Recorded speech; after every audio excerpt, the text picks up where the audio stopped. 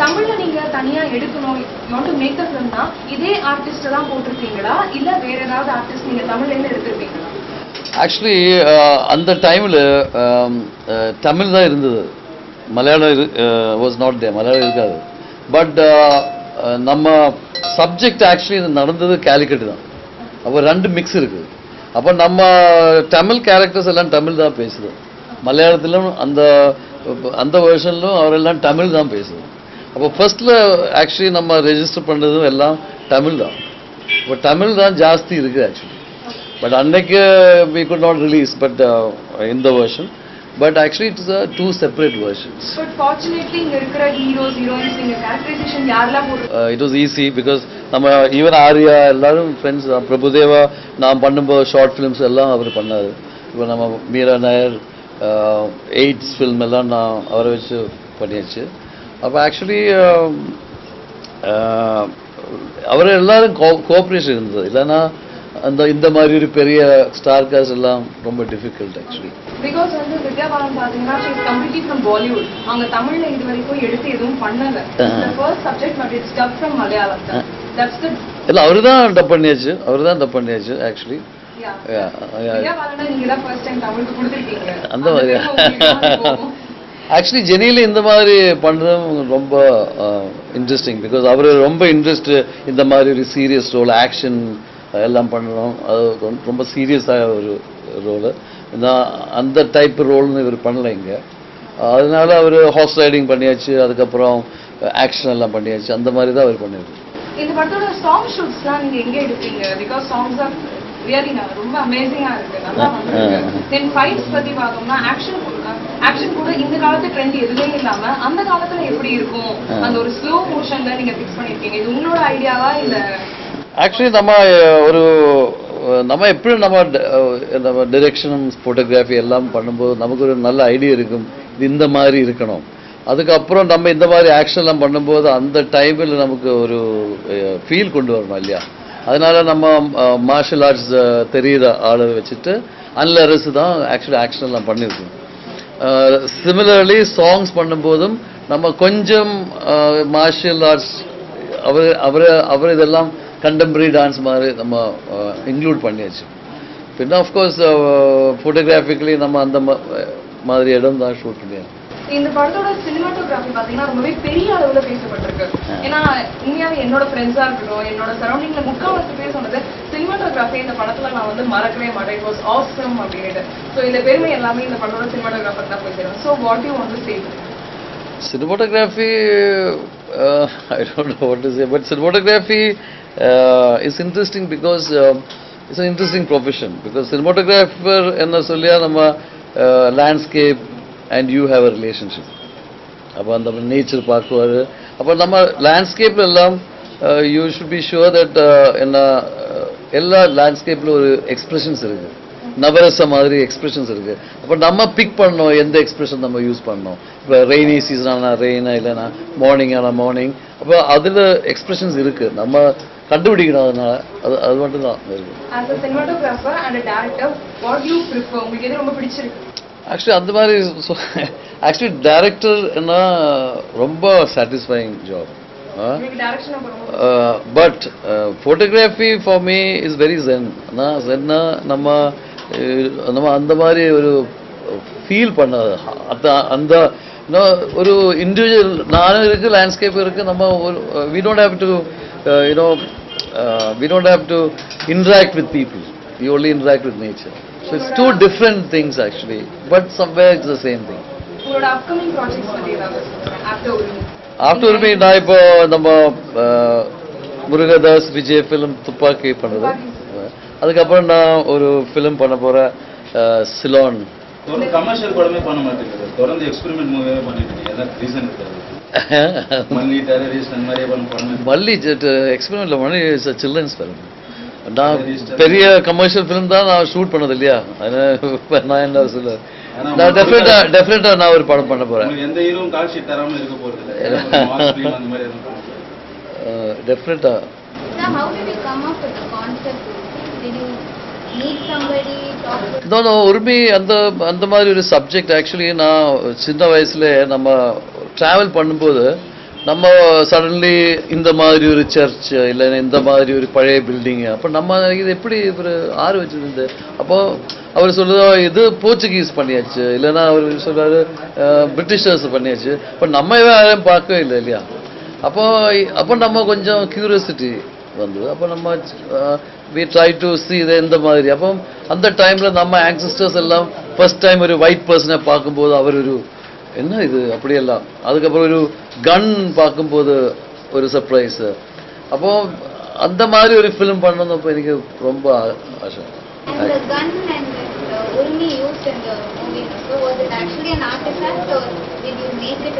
இல்லை, உர்மி is a very the oldest. No, it's the oldest artifact actually. ரொம்ப in fact உரிமை தான் கலரிஃபைட் அதுக்கு மெயினாக வெப்பன். ஒரு நம்ம வெப்பன் அதுதான், ஒரு இந்தியன் வெப்பன் இஸ் உரிமை. And when making the film, did you have any problems with certain issues like bringing this concept into the movie and getting the message out there? Still existing in that? Yeah, of course, not problems as such, but of course people asked and people, it was discussed in a very good way in the media. Any message you try to convey to the government? No, it is not like that. நான் இப்போ for example நான் ரொம்ப shoot பண்ணுது, அப்போ நம்ம இந்த மாதிரி ஒரு இடத்துல ஷூட் பண்ணிட்டு வேற இடத்துல போகும்போது ஆஃப்டர் 10 years அங்கே எல்லாம் மாறியாச்சு. So it is changing. No, so I thought maybe it's a good idea to do something. Prabhudeva is also the director. So அவரை நீங்கள் இந்த ஃபிலிமில் வேலை வாங்கினது உங்களுக்கு எப்படி இருந்தது? ரொம்ப கம்ஃபர்ட்டாக இருந்ததா? ஆக்சுவலி பிரபுதேவா நம்ம ரொம்ப ஃப்ரெண்டு. நான் ஒரு ஃபிலிம் பண்ணியாச்சு, பிராரம்ப ஷார்ட் ஃபிலிம், அது ஃபார் பில் கேட்ஸ் ஃபவுண்டேஷன். அதில் அவரு தான் நடிச்சிருக்கு. அப்படின்னா அவருக்கு நம்ம ராக்கம்மா சாங் எல்லாம் நான் வச்சு ஷூட் பண்ணியாச்சு இல்லையா, நல்லா தெரியும் அவர். அதுக்காக நம்ம ஒரு ஃபிலிமுக்கு விழிச்சு அவர் ஒன்றுமே கரெக்டாக வந்து ஆக்ட் பண்ணுவார். அது மட்டும் இல்லை, அவர் ரியலிஸ்டிக்காக ஆக்ட் பண்ணுவார்.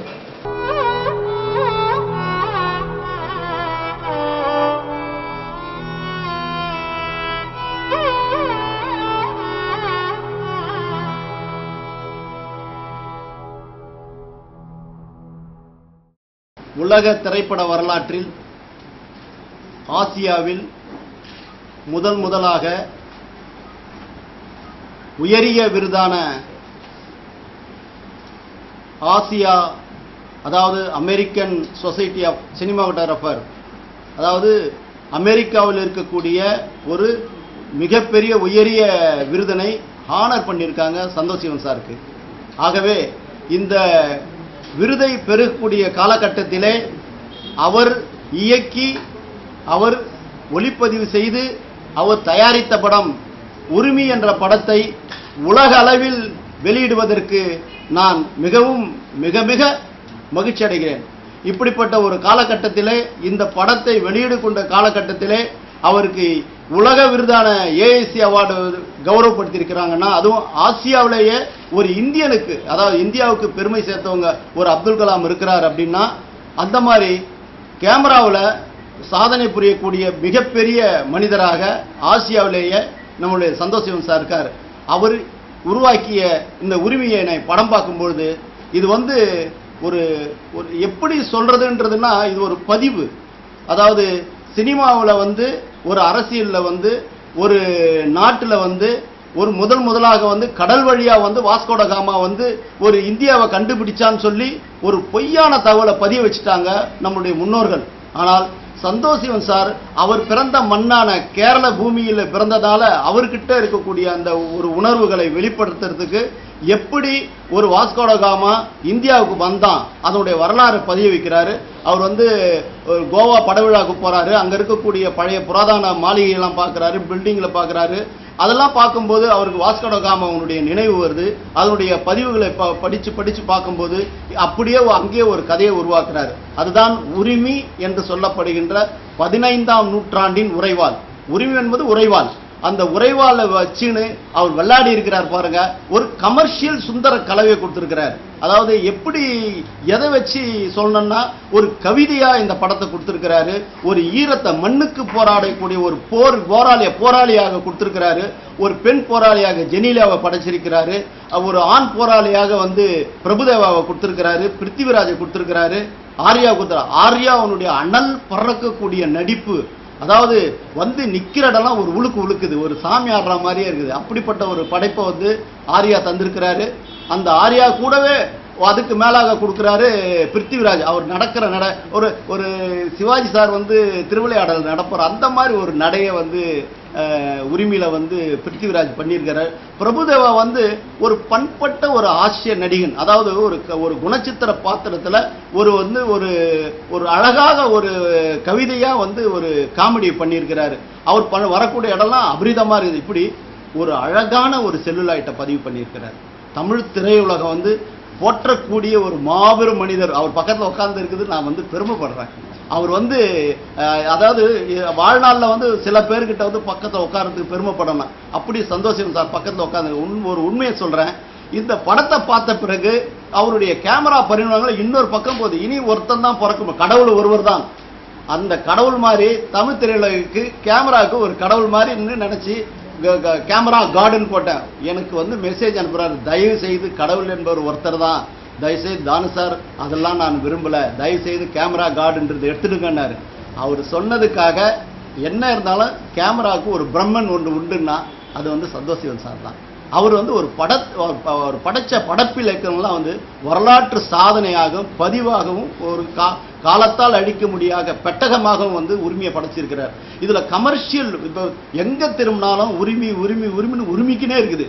இதில் பங்கு கொண்ட ஒரு கேரக்டரேஷன் பார்த்தீங்கன்னா எப்படியோ அந்த லொக்கேஷன் எடுத்தாரு, எப்படி கேமராவில் பண்ணி ஒரு அதிகாலை நேரத்தில் வந்து ஒரு கடல் வழியாக ஒரு மார்க்கத்தை கண்டுபிடிக்க போகும்போது அதனுடைய எண்ணங்களையும் என்னுடைய பதிவுகளையும் நம்மளால் மறக்கவே முடியாது.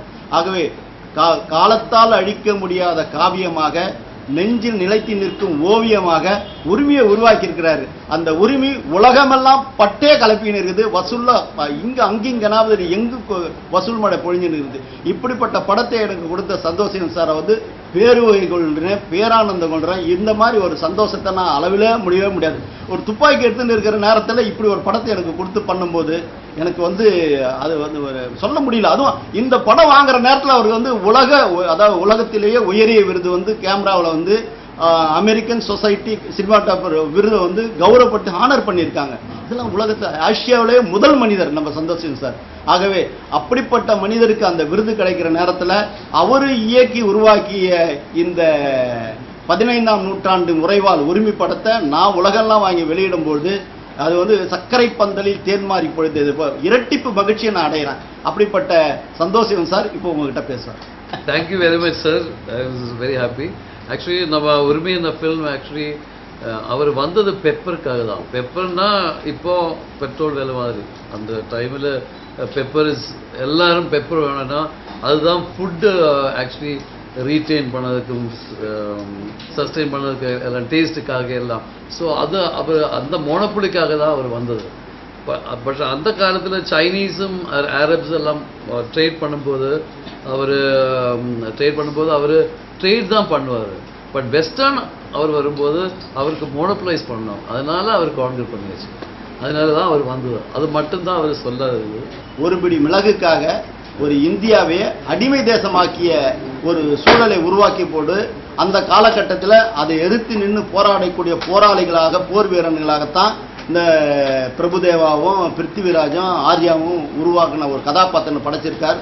அதுக்கு அவங்களுக்கு இணையாக அதாவது கரும்புலிகளை நம்ம பார்த்துருக்கிறோம், கேள்விப்பட்டிருக்கிறோம். இந்த படத்தில் ஜெனிலாவை வந்து ஒரு பெண் புலியை உருவாக்கியிருக்கா, அது ஒரு கரும்புலியாக இருக்குது. அந்த பொண்ணுகிட்ட இருக்கக்கூடிய ஒரு வீரத்தை எப்படி உத்வேகத்தமாக வாங்கி வெளியிட்டு இருக்காருன்னு போது அது சொல்ல முடியாது. ஆகவே நீங்கள் படத்தை பார்க்கும்போது அதை நீங்கள் ரொம்ப என்ஜாய் பண்ணுவீங்க.